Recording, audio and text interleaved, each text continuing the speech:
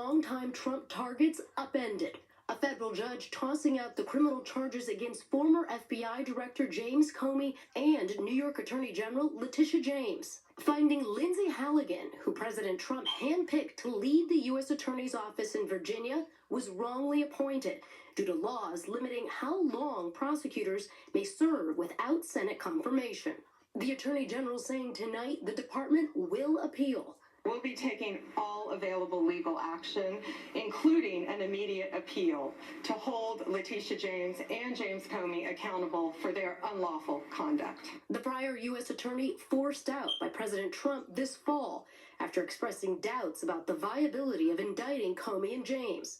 The president nevertheless directing his attorney general to charge them. They should be judged, and we have to do it now. Just 2 days later, Halligan, the president's one-time defense attorney, tapped to serve as interim U.S. attorney, notably taking the cases against Comey and James to the grand jury by herself, despite having never served as a prosecutor before, both pleading not guilty. Comey charged with lying to Congress and obstruction just days before the statute of limitations was set to expire, speaking out today. The message has to be sent that the President of the United States cannot use the Department of Justice to target his political enemies. James facing charges of misleading her bank to receive a better mortgage rate, saying today, "I am hardened by today's victory.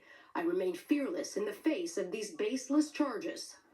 Laura joins us now live in studio. Laura, this sounds like this was doomed from the start. How did the issues with Halligan's appointment not get raised earlier? So Comey's actually the one who raised it right away because he was the first one that Halligan charged herself. But Tom, the real question is, even if these are to be refiled, who's going to refile them? Because now a federal court is the one that gets to decide who the acting U.S. attorney is, not the president, not the attorney general. All right, Laura Jarrett for us tonight. Laura, we thank you for that. Thank you. you. The administration going after another Trump critic, with the Pentagon now investigating Democratic Senator Mark Kelly over a video message he was in last week, even threatening court-martial. Garrett Hake reports from the White House.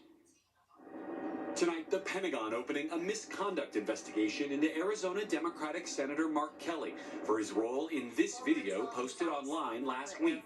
We want to speak directly to members of the military. Defense Secretary Pete Hegseth calling the video, quote, despicable, reckless, and false, after Kelly and 5 other Democratic lawmakers who all served in the military or intelligence urged service members not to follow unlawful orders, infuriating President Trump. No one has to carry out orders that violate the law or our Constitution.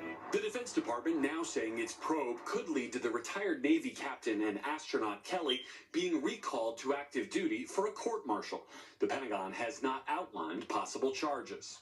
Kelly responding, quote, I've given too much to this country to be silenced by bullies who care more about their own power than protecting the Constitution.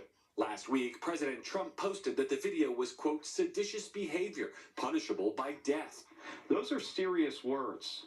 Coming from the President of the United States, he's trying to intimidate us. I think what Senator Mark Kelly was actually trying to do was intimidate the 1.3 million active duty service members who are currently serving in our United States Armed Forces. I'll be resigning from office with my... It all comes as the president also faces criticism from a former top ally, Georgia Republican Marjorie Taylor Greene, who announced Friday night she would resign her House seat in January amid an Epstein Files feud with the president, suggesting that he and his party have lost their way. Once I left her, she resigned because she would never have survived the primary. All right, with that, Garrett Hake joins us tonight. And Garrett, does Congresswoman Greene want a future in politics? Well, Tom, Greene had already ruled out a run for governor of Georgia next year and now says she won't run for president either. As for Congress, she said today the Republicans have wasted their majority, and that she believes they will lose it to the Democrats next year. Tom? All right, Garrett Hake at the White House for us. We want to head overseas now to the high-stake talks to end the war in Ukraine. Richard Engel's in Geneva, where the talks are taking place. And Richard, both American and Ukrainian officials say progress was made today. Clearly, Tom, some progress has been achieved diplomatically. Not the end of the war, but going into these talks here in Geneva, the Ukrainian side was furious, believing that President Trump's peace plan was really Vladimir Putin's peace plan because it called for Ukraine to surrender huge amounts of territory along its border with Russia, to cap the size of its military, to never join NATO, all in exchange for some pretty vague security guarantees from the United States.